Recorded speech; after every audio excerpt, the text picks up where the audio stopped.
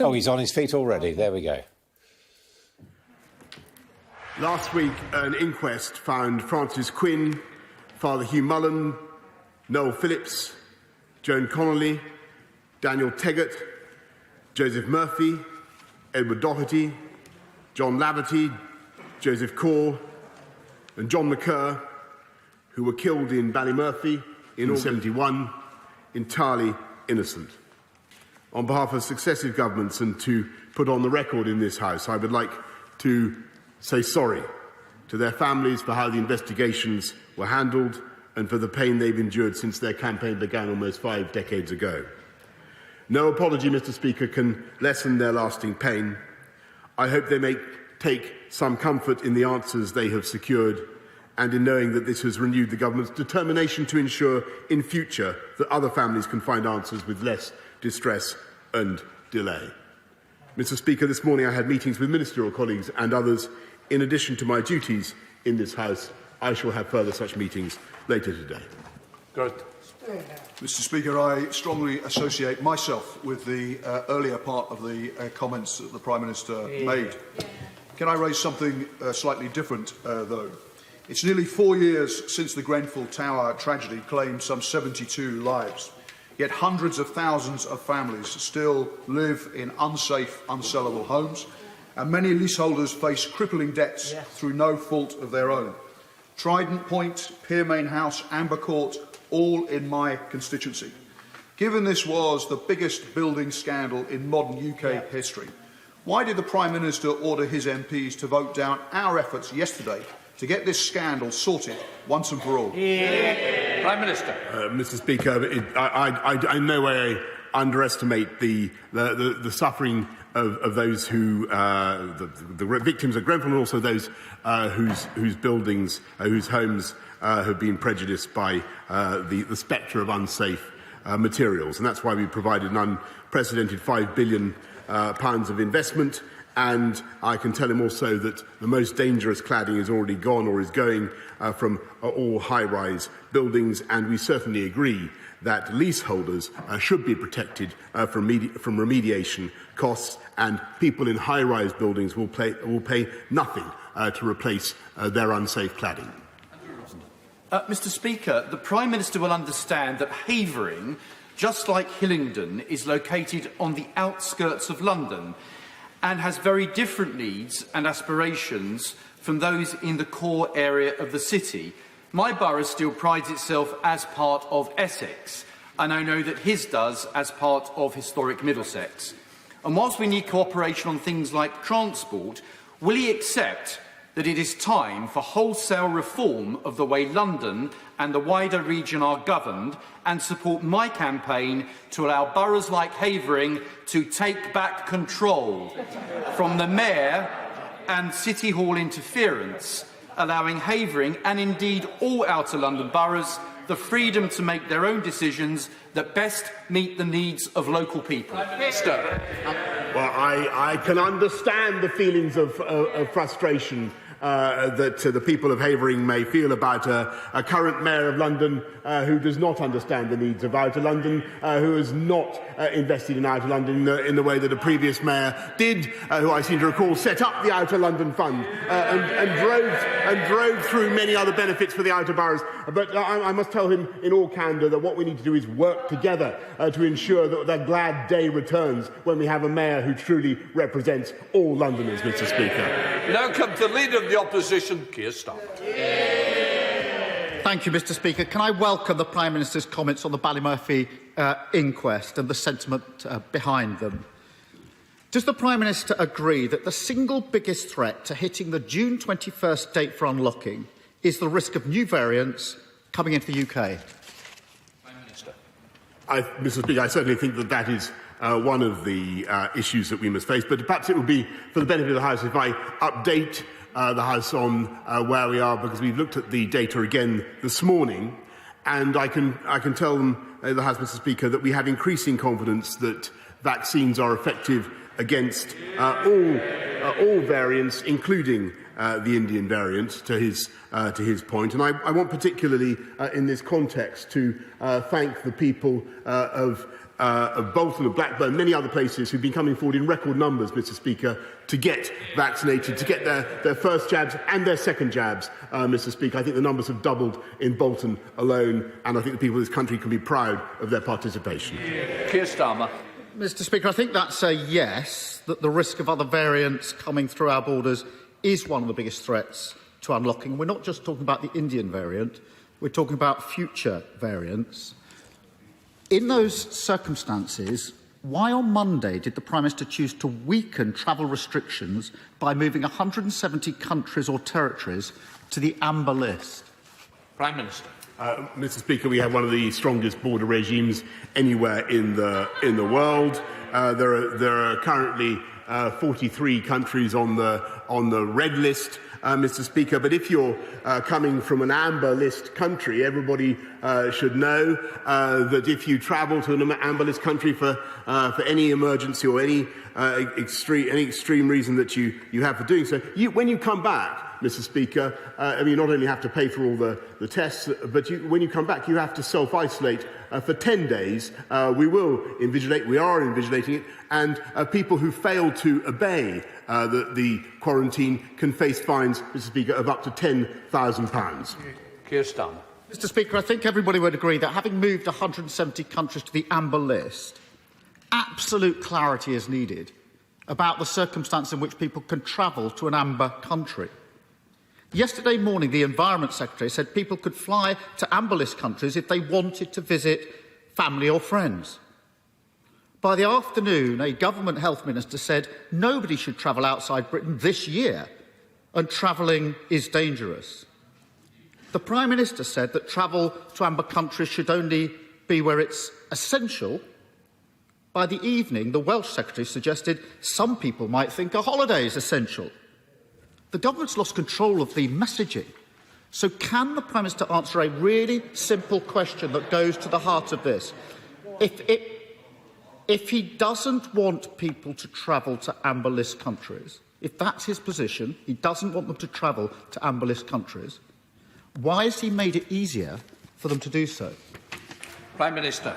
Mr. Speaker, I think that after more than a year of this, I think that the Honourable Gentleman would understand that what the public would like to see is some effort to back up what the government is saying, to deliver clarity of messages. And on his point about legal bans, as he knows, we're trying to move away from endlessly legislating for everything and to rely on guidance and asking people to do the right thing. And it is very, very clear, Mr. Speaker, you should not be going to an amber list country except for some extreme circumstance, such as the serious illness of a family member. You should not be going to an amber list country on holiday, Mr. Speaker. I can imagine he wants to take a holiday, but you should not be going to an amber list country on holiday, Mr. Speaker. And if you do go to an amber list country, then, as I say, we will enforce the 10-day quarantine period, and if you break the rules, you face very substantial fines.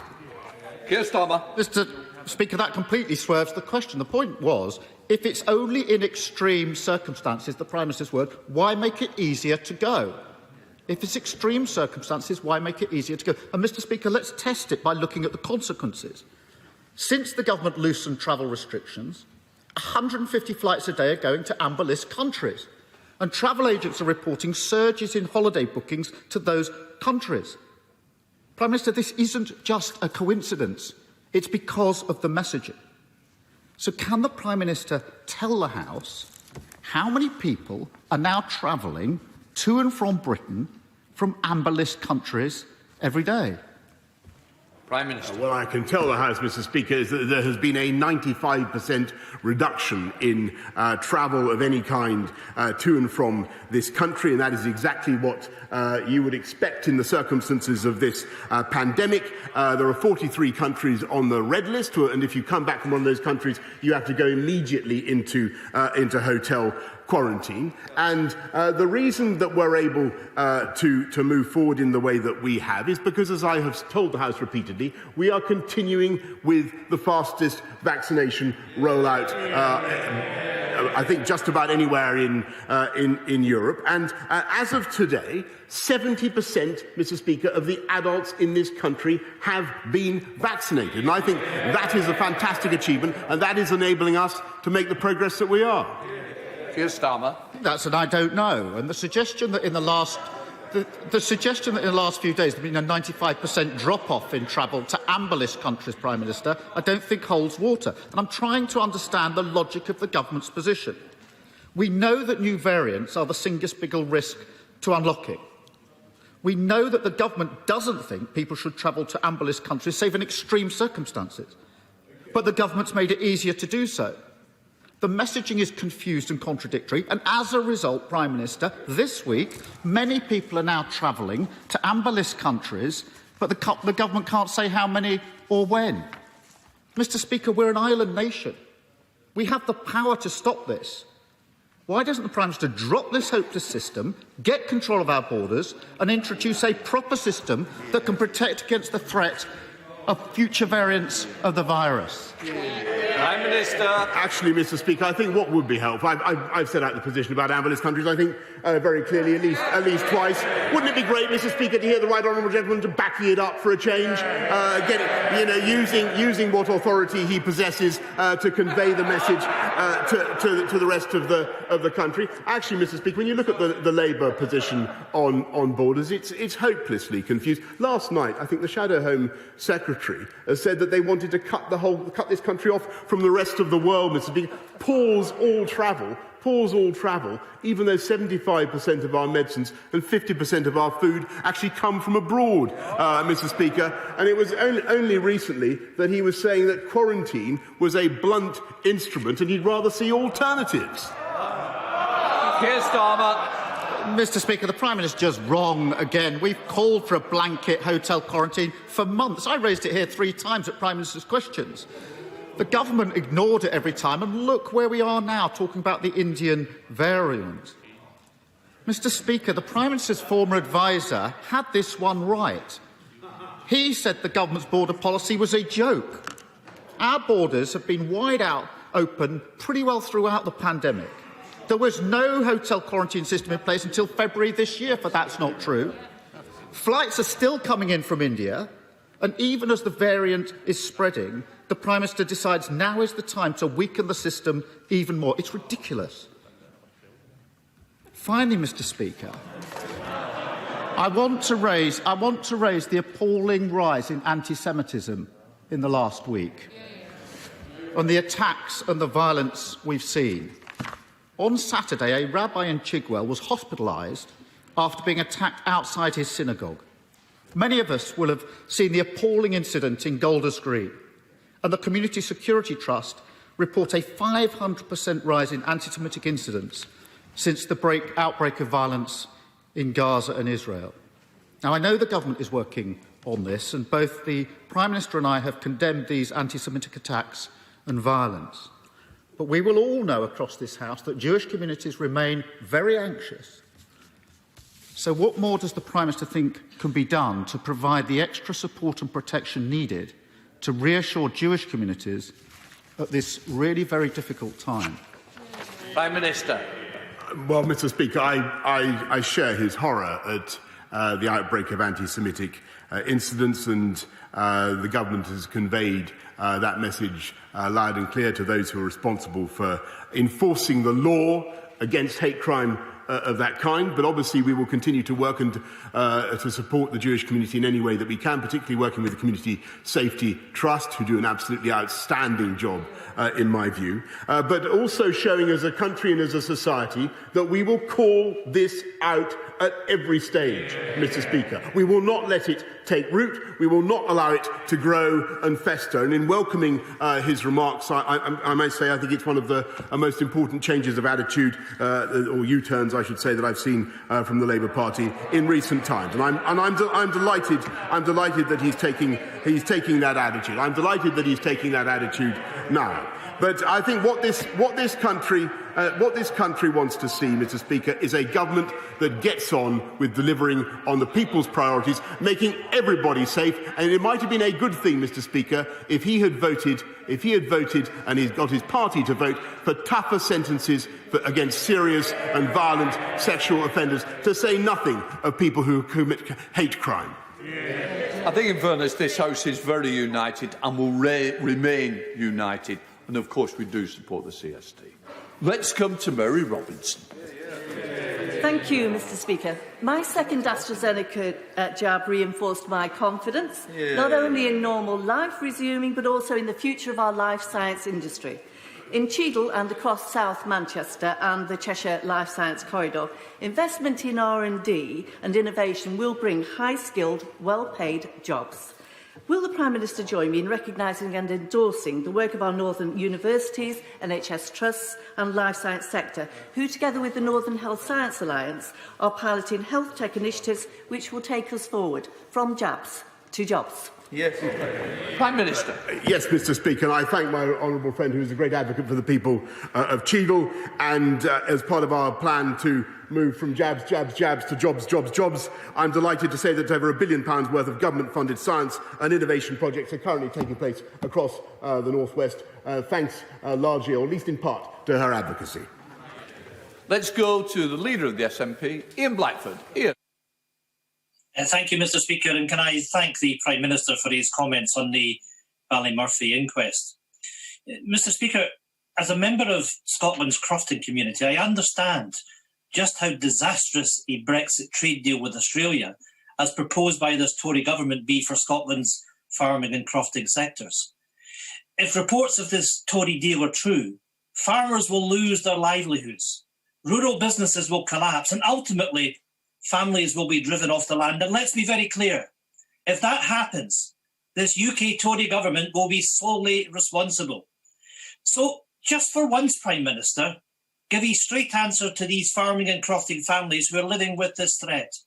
Can the Prime Minister categorically rule out that his government is prepared to sign up to a trade deal that will at any future point guarantee tariff-free access to Australian lamb and beef? Yes or no? Minister. Mr. Speaker, I know that the Right Honourable, but I'm delighted to see the shots of his croft, by the way, the humble representative of the crofting community. May I say that I don't think that he does justice to crofters, to farmers across the country and in Scotland as well, Mr. Speaker, because I think he grossly underestimates their ability to do great things with our free trade deals, to export Scottish beef around the world, Mr. Speaker. Why doesn't he believe in what the people of Scotland can do, Mr. Speaker? Why is he so frightened of free trade? I think there's a massive opportunity for Scotland and for the whole of the UK, and he should seize it and be proud of it. Going back to Ian Blackford. Ian. Thank you, Mr. Speaker. That was quite chilling. To try and treat something as serious as this in the way that the government and the Prime Minister has done is really quite pathetic. The fact that the Prime Minister couldn't give a straight answer will send a real chill across Scotland's farming communities. The UK government led the betrayal of Scottish fishing, and now the Tories are planning to throw our farmers and crofters under their Brexit bus. This morning, Martin Kennedy, President of the National Farmers Union Scotland, told ITV that farmers will feel seriously betrayed by these proposals. This deal would be the final nail in the coffin for many Scottish crofters and farmers. It will end a way of life that has endured for generations, Prime Minister. I know that many of the Prime Minister's Tory colleagues privately agree with me and want him to pull back from this deal. So will the Prime Minister finally listen, think again, and ditch a deal that will send our farmers down under? Prime Minister. Mr. Speaker, I really think, well, first of all, he's totally wrong about what he says about the fisheries, because, in fact, there are massive opportunities for fisheries for the whole of the UK as we take back control of our territorial waters. And that will be the same for Scotland and around the UK. And I think, again, he is grossly underestimating the ability of the people of this country, the agricultural communities of this country, the farming industry, to make the most of free trade. This is a country that grew successful and prosperous on free trade, on exporting around the world. Our food exports are second to none, Mr. Speaker. He should be proud of that. He should be celebrating that. And all he does, Mr. Speaker, is call for us to put up the drawbridge and go back into the EU to be run by Brussels. That's his manifesto, and I think the people of this country have decisively rejected it. Joe Gideon. Thank you, Mr. Speaker. North Staff's YMCA in my constituency undertakes fantastic work transforming the lives of young people locally in the Stoke-on-Trent community, and I'm delighted that they have been recognised for their work through the Queen's Award for Enterprise.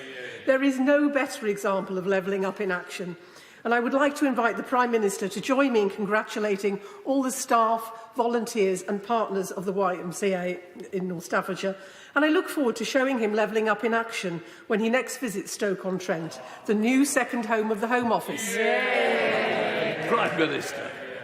I thank my honourable friend very much, and she's totally right, and it's part of our levelling up. We're absolutely determined to do this as fast as we possibly can. Thank you for my honourable friend's message about it this morning. We are sending not just back offices, Mr. Speaker, but some of the most important departments of state will be run from around our great cities and towns in the whole of the UK, and I believe that will have a dramatic effect on levelling up across the UK. And I'm thankful to her for her question. Ed Davey. Mr. Speaker, local planning reforms introduced by Liberal Democrat ministers have seen communities across England vote for new developments, including new housing, new affordable housing, new community facilities, whilst also protecting the environment of the countryside. So why is the Prime Minister so determined to push through his planning reforms that will do nothing to solve the country's real housing crisis, will allow developers to ride roughshod over local communities, and will mean, in the words of his immediate predecessor as Prime Ministers, the wrong homes being built in the wrong places? Mr. Speaker, he's completely wrong, and he should look at the bill when it comes forward, because we want to protect the Green Belt, we want to protect our wonderful open spaces. This is a government that understands the value of the countryside and rural Britain, but we also think that young people have been deprived for too long of the ability to get onto the housing ladder, Mr. Speaker, and it's not just in the South East, it's across the country, and that's why we're bringing forward sensible reforms to allow brownfield sites to go ahead. Andrew Barr. Thank you very much, Mr. Speaker. 2 weeks ago, in giving the Scottish Conservatives their highest ever number of votes in the era of devolution, the Scottish people decided that Scotland would remain at the heart of this newly reinvigorated global Britain. So with that in mind, would the Prime Minister accept my invitation to Stonehaven in my constituency to come and plant one of 120 cherry blossom trees donated by the Sakura Cherry Blossom Tree Trust to celebrate the deep and growing links between our country and that other great trading nation, Japan? Prime Minister. Yes, Mr. Speaker, and I think that such a gesture would be the cherry on the cake of the free trade deal that we've already done. Howell Williams. Thank you, Mr. Speaker. In 2019, before visiting Wales, the Prime Minister said, "I will always back Britain's great farmers." Now it looks as if he's backing Australia's farmers instead. So will he today keep to his word, really back Welsh farmers and permanently rule out tariff-free access for Australian lamb and beef imports? Mr. Speaker, I will back Britain's farmers and Welsh farmers in exporting their fantastic lamb around the world. Mr. Speaker, is it not a disgrace that not a single morsel of Welsh lamb has so passed the lips of the Americans in the last 20 years or more, Mr. Speaker? What about China, Mr. Speaker? Has he no ambition for the people of this country or for the people of Wales or for Welsh farmers? I do. This government does, Mr. Speaker. That's why we're getting on with our agenda. Virginia Cross. Thank you, Mr. Speaker. Does the Prime Minister or Prif Weinidog agree with me that a free port on Anglesey would create much-needed skilled jobs and investment, protect our precious Welsh language and culture, and breathe fire into the nostrils of the Welsh dragon? And will the Prime Minister accept an invitation on behalf of the people of Ynys to join me on a tour of the island to include a panad at the Truck Stop Cafe in Holyhead? Prime Minister. Mr. Speaker, it says here that I mustn't express a preference on the location of free ports, and I won't. But she makes an outstanding case as ever. She is together with our Welsh colleagues, Welsh Conservative colleagues. I believe she's helping now to apply the the Vicks inhaler to the bunged-up nostrils of the Welsh dragon. Richard Thompson. Thank you, Mr Speaker. Despite the opprobrium which the Prime Minister always seems to seek to heap upon the Scottish National Party, at the Scottish elections 2 weeks ago, the SNP was returned to government with twice the number of MSPs as their nearest rivals in the Scottish Conservatives, securing 48% of the vote, 49% of the seats in the proportional system, and with 51% of voters backing parties which support an independence referendum in the current term. So if the Prime Minister genuinely believes that his criticisms of the Scottish Government have any merit whatsoever, why does he consider that the Scottish National Party did so well in those elections, while his own party did so badly? Prime Minister. Well, Mr Speaker, I totally reject what he's just said. I noticed that actually the Scottish National Party did less well than they did previously under Alex Salmond in 2011. I hesitate to point that out to the honourable member, but that is the reality. And I think the reason for that is that the people of Scotland, notwithstanding the nationalist approach that he takes, the people of Scotland have been very disappointed by the actual record of the Scottish Government in fighting crime, in improving education and in making Scotland a great place to live and to invest. And that is the failing for which his government is being held to account. Danny Kruger. Thank you, Mr Speaker. A large part of Salisbury Plain falls in my constituency of Devizes, and I therefore have the honour to represent a lot of serving soldiers and veterans and their families. So my right honourable friend will understand that feelings are running high in Wiltshire about the treatment of British Army veterans of the conflict in Northern Ireland. Can he assure me that legislation will be brought forward in this session to protect veterans from further prosecutions or investigations unless compelling new evidence is brought forward? Prime Minister.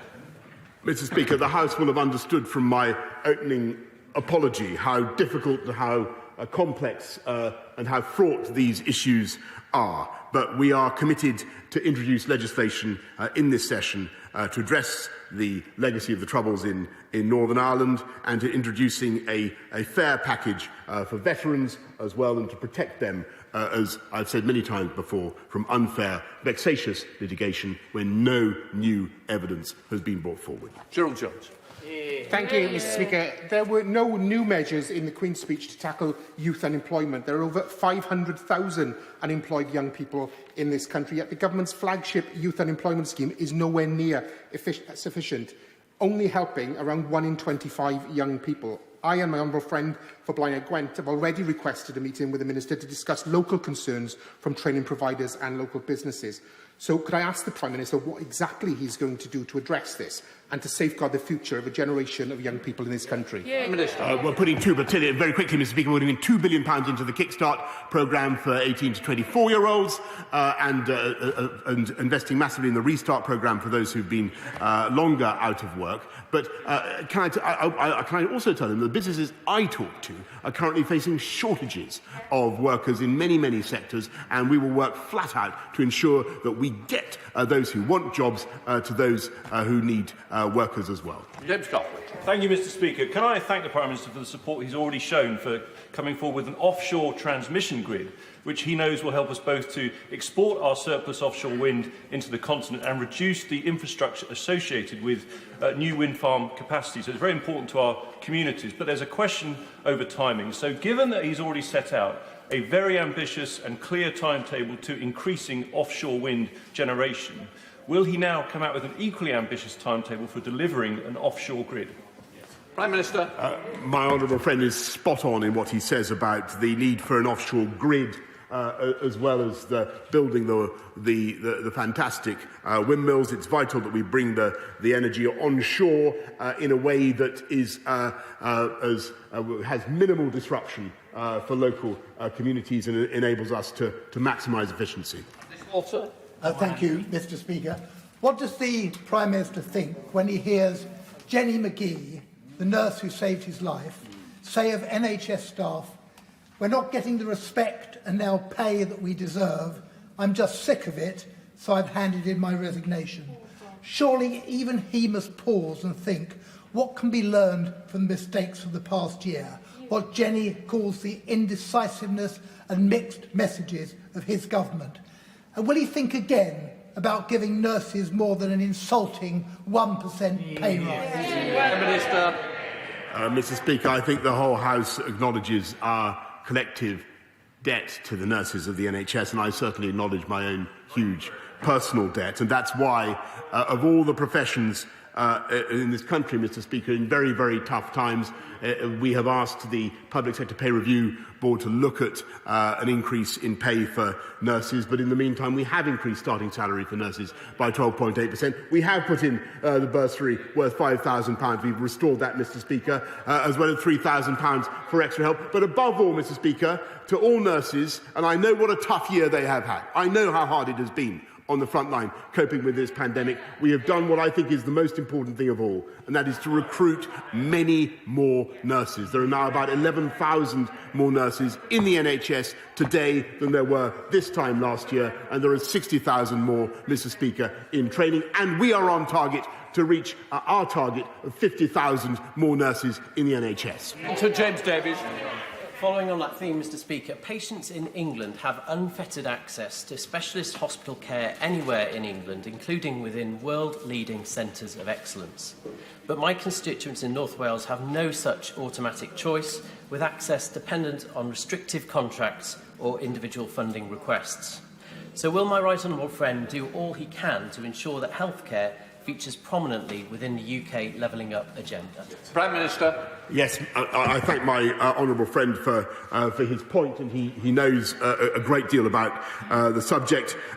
We've worked very hard with the Welsh Government throughout the pandemic, supporting them with £8.6 billion of additional funding through the Barnett formula. But clearly, we need to learn the lessons together as we bounce forward from this pandemic. Justin Matters. Thank you, Mr. Speaker. It's now 664 days since the Prime Minister said he had a plan for social care. But the Department for Health and Social Care are advertising at the moment for social care policy advisers to, and I quote, develop proposals for reform.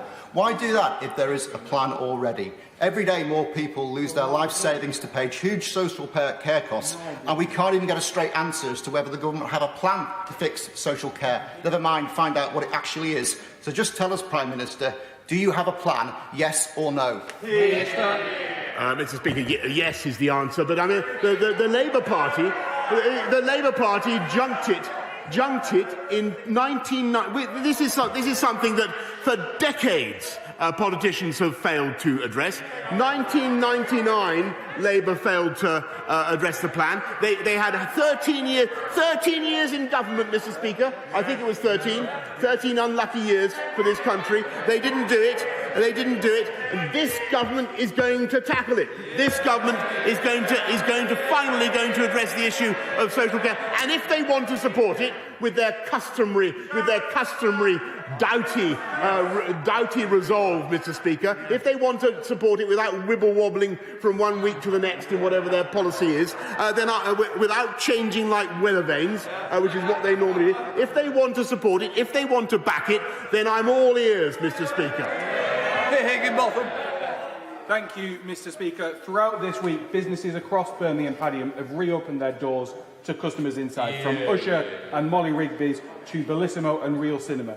Would the Prime Minister join with me in wishing them all the best of luck as they get back on their feet? And does he also agree with me that if we're to support local businesses in the long term, we need to create the environment and the opportunities they need to succeed, and that includes schemes like the Levelling Up Fund and the Lifetime Skills Guarantee? Yes, Mr. Speaker, that's why we're investing, for instance, £3.6 million from the Getting Building Fund for the development of Pioneer Place.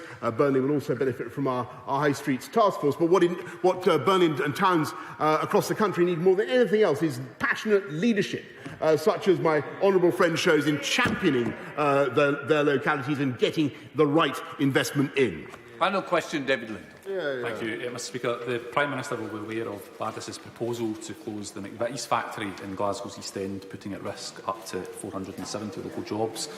So will the Prime Minister join with me in engaging with Gladys Global CEO Salman Amin and call upon him to rethink these plans, which would definitely unleash economic Armageddon on a very, very, very fragile part of the local economy?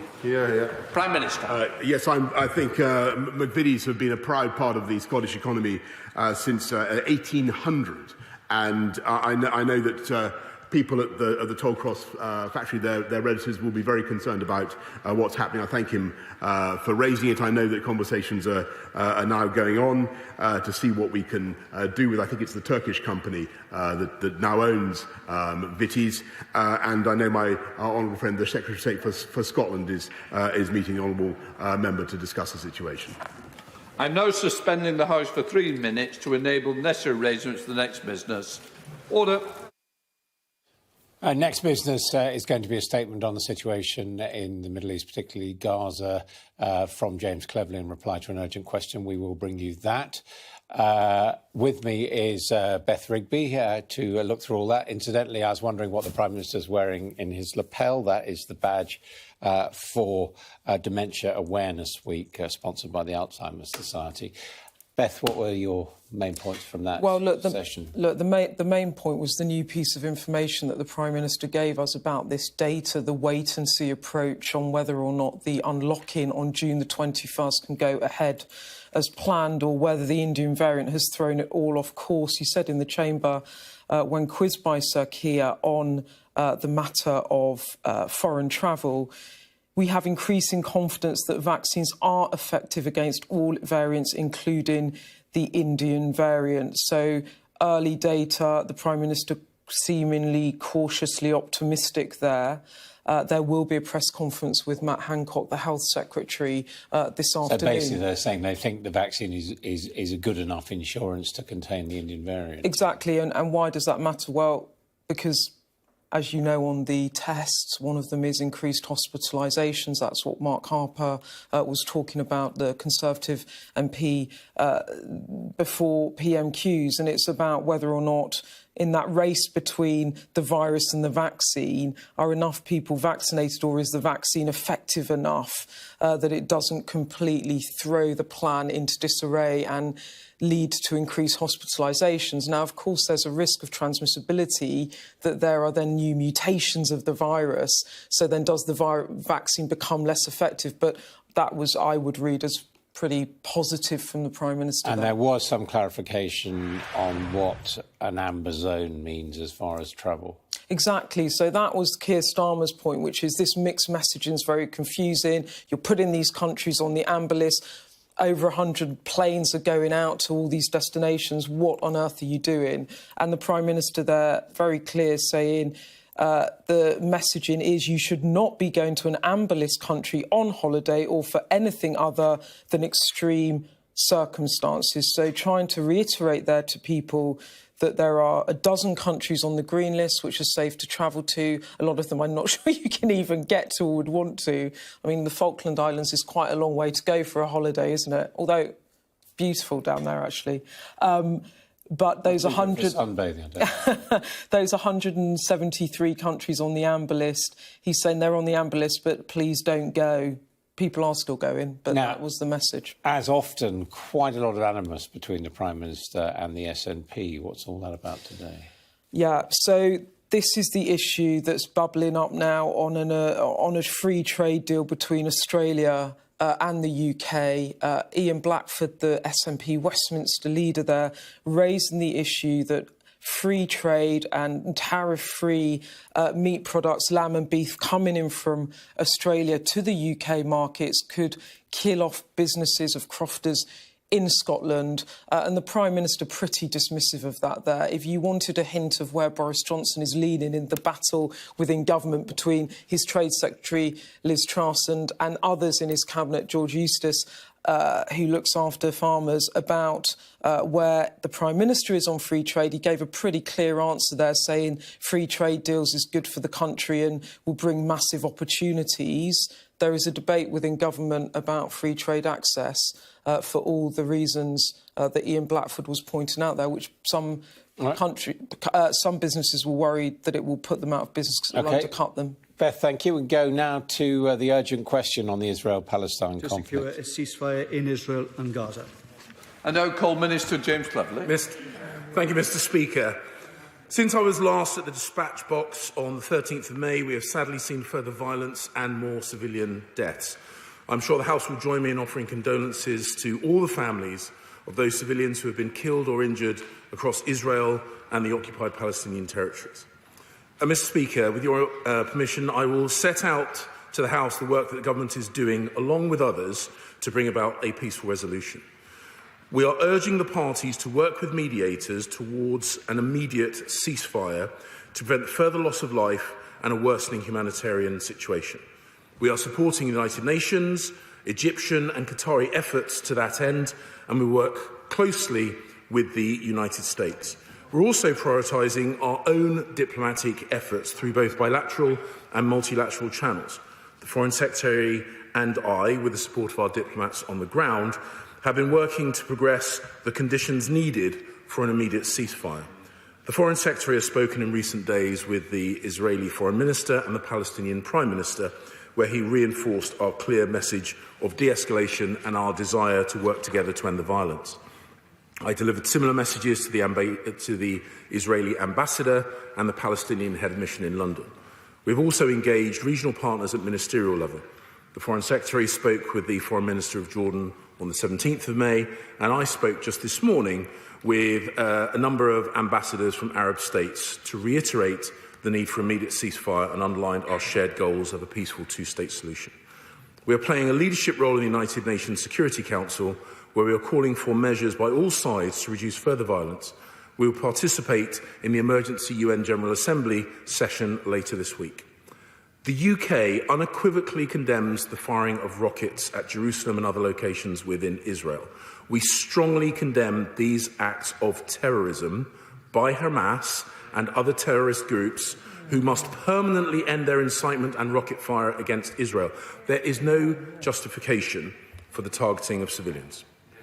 Israel has a legitimate right to self-defence and to defend its citizens from attack. In doing so, it is vital that all actions are proportionate, in line with international humanitarian law, and make every effort to avoid civilian casualties. We are aware of medical institutions, a number of schools and many homes in Gaza that have been destroyed or seriously damaged, and we are concerned that buildings housing media and humanitarian organisations, such as the Qatar Red Crescent, have been destroyed. We call on Israel to adhere to the principles of necessity and proportionality when defending its legitimate security interests. We are also concerned by reports that Hamas is once again using civilian infrastructure and populations as a cover for its military operations. Humanitarian access is essential, and we urge all parties to allow the unimpeded entry of vital humanitarian supplies. Hamas and other terrorist groups must cease their mortar attacks on these crossings. We urge all parties to work together to reduce tensions in the West Bank, including East Jerusalem. The UK is clear that the historic status quo in Jerusalem must be respected. Violence against peaceful worshippers of any faith is unacceptable. Mr. Speaker, the UK position on evictions, demolitions and settlements is clear and long-standing. We oppose these activities. We urge the government of Israel to cease its policies related to settlement expansion immediately and instead work towards a two-state solution. Mr. Speaker, the UK will continue our intensive diplomatic efforts in the region focused on securing a ceasefire and creating the conditions for a sustainable peace. Can I just remind people that we do have set times, we've got to try and stick to them. Wayne David. Thank you, Mr. Speaker. It is of enormous concern to everyone in the House that in this conflict between Hamas and Israel, there have been nearly 300 people killed, including 65 children. This is truly appalling, and we condemn the rocket attacks by Hamas and the Israeli airstrikes, which have killed so many innocent people and severely damaged schools and medical facilities. I listened carefully to what the Minister had to say regarding the government's position and his statement in favour of an immediate ceasefire. We have heard in the last few hours that the French and Jordanian governments are making real efforts to bring about a UN resolution which will help secure an immediate ceasefire. We have heard that there have been discussions with the Egyptians and the Germans. The name of the United Kingdom government has not been mentioned. And I would ask the Minister if he would care to elaborate upon what representations he's recently made to secure that objective of an immediate ceasefire. Could I also press the Minister on what efforts his government is making to provide humanitarian support for the people of Gaza? and I would also urge the government to do everything it can to restart a meaningful peace process as a matter of urgency. If further conflagrations are to be prevented, we need a process which will uphold international law, end the illegal occupation of the Palestinian territories and create a viable Palestinian state alongside a secure Israel. Mr. Speaker, I thank the honourable gentleman for the recognition he has given as to the diplomatic work that the UK government has put in. I can assure him that we remain fully committed to an immediate ceasefire, and we're working to that end. As I say, the Foreign Secretary spoke with his Jordanian opposite number just a few days ago, and I spoke to ambassadors from the region just this morning. Some of the diplomatic efforts are quite rightly done very visibly through institutions such as the United Nations. Some are, and I'm sure he'll understand why, done perhaps more discreetly and quietly. The international community is pulling together, both in the region, in Europe and in the United States, to try and bring about a meaningful ceasefire and work towards what can only be the right way of bringing a permanent peace to the region, which is through negotiated political means. Israel has the right to defend its citizens from terrorist attack, and I welcome the Minister's strong confirmation of that this morning. Will he go further, though, and send a message about terrorism by prescribing the whole of Hamas and also the IRGC that are making possible these horrific rocket attacks? Minister. I thank my right honourable friend for the points that she has made. She will know the military wing of Hamas is internationally recognised as a terrorist organisation, and the entirety of Hamas is on a no-contact.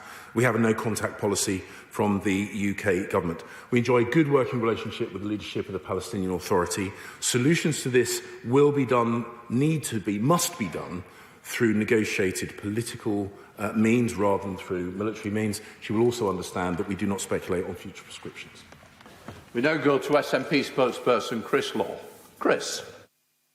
Mr. Speaker, we are witnessing the second week of horrific violence in Israel and Palestine. It's reported that 10 have been killed by Hamas and over 200 have been killed by Israeli airstrikes, including 65 children. The SNP abhors all indiscriminate violence against civilians. So firstly, what further steps can the UK government take in demanding an immediate ceasefire? Mr. Speaker, I'm incredibly proud that last month my city of Dundee voted to recognise Palestine as a nation state. So secondly, will the UK government today commit to recognising Palestine as an equal and independent nation state? The UN Secretary-General has accused the Israeli government of acting contrary to their obligations under human rights law. Indeed, Amnesty International have highlighted potential war crimes by both Israel and Hamas. So thirdly, what pressures is the UK government bringing to investigate these shocking breaches? Lastly, Mr. Speaker, UK arms export licences to Israel have increased by over 1,000% in the last 2 years. This is not neutrality. Therefore, finally, will the UK government immediately suspend these exports until they are thoroughly examined? Minister. Mr. Speaker, I would urge the honourable gentleman, for whom I have a huge amount of respect, not to equate the legitimate government of Israel with a terrorist organisation, the military wing of Hamas. As I have said at the dispatch box a number of times, Israel has a right to self-defence, but we've also made it clear that we expect at all times for them to do so in accordance with international humanitarian law and make every effort to minimise civilian casualties. But ultimately, the best way of minimising civilian casualties is to bring this conflict to a conclusion.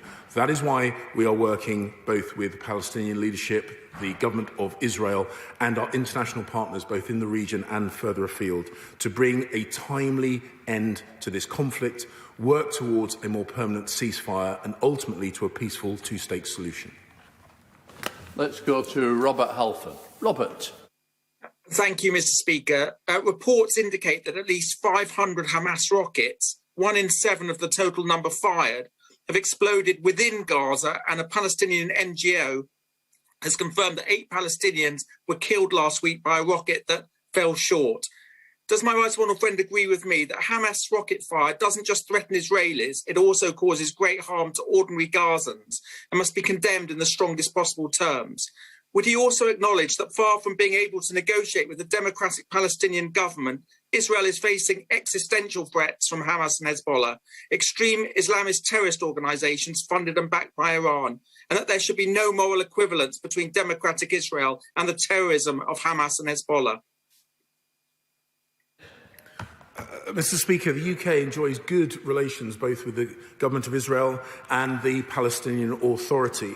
And I would urge all members of the House and further afield to recognise that Hamas, which is the military wing of which is recognised as a terrorist organisation, is no friend of the Palestinian people. We will work with the leadership of both the Palestinians and the Israelis alongside our friends and partners internationally to work for peace, because ultimately nobody wants to see continued images of fatalities of either Palestinians or Israelis. Let's go to Leila Moran. Leila. Speaker. Last week, I read the names of 4 of the then 14 Palestinian children and 1 Israeli child who had died.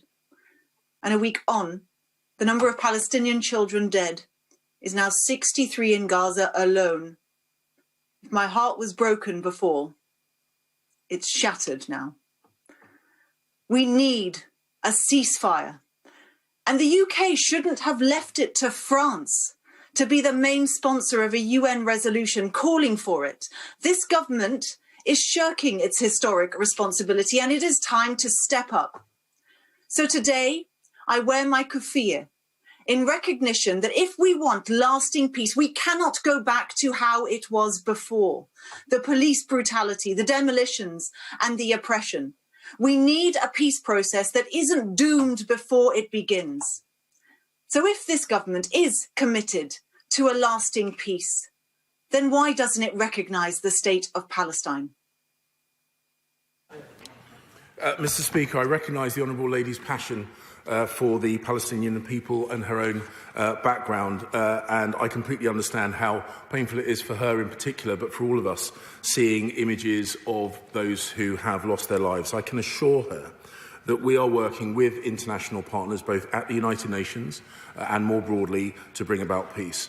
When I last stood at the dispatch box in response to her urgent question, I made the point then that the UK was pushing towards a cessation of violence and ceasefire, and that we are absolutely committed to a meaningful two-state solution. Mr. Speaker, the issue of Palestinian recognition is one that is rightly to be debated in this House, but at this point, our focus is relentlessly on bringing about an immediate end to the conflict so that we can work in good time to a negotiated political solution and a two-state solution for the benefit of both the Israeli and the Palestinian peoples. Steve Duckland. Thank you, Mr. Speaker. I welcome my right honourable friend's statement and the commitment to a two-state solution. Can my right honourable friend update the House as to what extent we are using our presidency of the G7 to help to broker an international consensus for a ceasefire? I thank the Honourable Lady for her question. We are using all of our diplomatic contacts and our diplomatic leverage. Understandably, the United Nations is the predominant multilateral body through which we are working. But as I say, I spoke to a meeting of the Arab ambassadors just this morning. We are ambivalent as to which organisation helps bring about peace, and we'll work with whomever, wherever we feel able to apply positivity. But I can assure her that we will leave no stone unturned in our efforts to bring about an end to this conflict. Dr. Rupa Huck. The sad aftermath of a tragedy where children pulled from the rubble are considered lucky amongst the 3-figure death toll is, he said it himself, newly displaced people from their homes, double refugees, destroyed schools, hospitals, cultural centres, all at a time when we're cutting our aid contribution internationally. Would he agree with his 2 recent predecessors, Alistair Burt and Alan Duncan, that although, he stated it again, UK government policy is against illegal settlements and for a two-state solution, our long-standing lack of proactivity sometimes looks like we don't really mean this. And the only real victor of all this is Netanyahu. Until recently, a caretaker leader of an inconclusive election that's now... He's now well cemented himself. Mr. Speaker, the outcome of democratic elections in the State of Israel is for the Israeli people. We will continue to work with the government that the Israeli people elect. But it does strike me that that is an important but fundamentally different issue to the one that is the subject of the urgent question today. We will work with international partners, with the Israelis, with the Palestinians, to bring peace to the region, both in terms of this specific conflict, which we seek to resolve as quickly as possible, and ultimately for a sustainable, prosperous two-state solution. That remains the UK government's policy. Thank you, Mr. Speaker. Iran's role in this conflict is just one more example of Iranian efforts to undermine peace and stability throughout the Middle East via its proxy terror group allies. Given that it was exactly this kind of behaviour that many warned was a blind spot in the JCPOA agreement, what assurances can my right honourable friend give today that the current discussions around resuscitating that agreement won't just repeat that mistake all over again and give a free pass to Iran to continue rearming its Hamas allies? Thank you.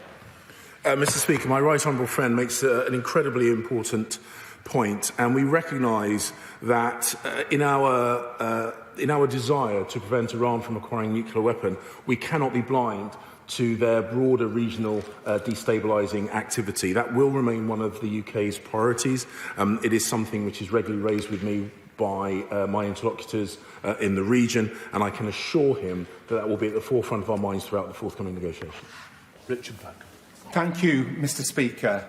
How many more Palestinian children have to be killed? How many more Palestinian homes have to be reduced to rubble? How many more Palestinian schools and hospitals have to be bombed before the British government takes the action necessary to finally force the Israeli government to stop its war on the Palestinian people? Surely now is the time for all UK weapons sales to Israel to be stopped. Surely now is the time for sanctions on the Israeli government for its repeated violations of international law. And surely now is the time. This House voted for it back in 2014 to recognise the state of Palestine because Palestine has the right to exist.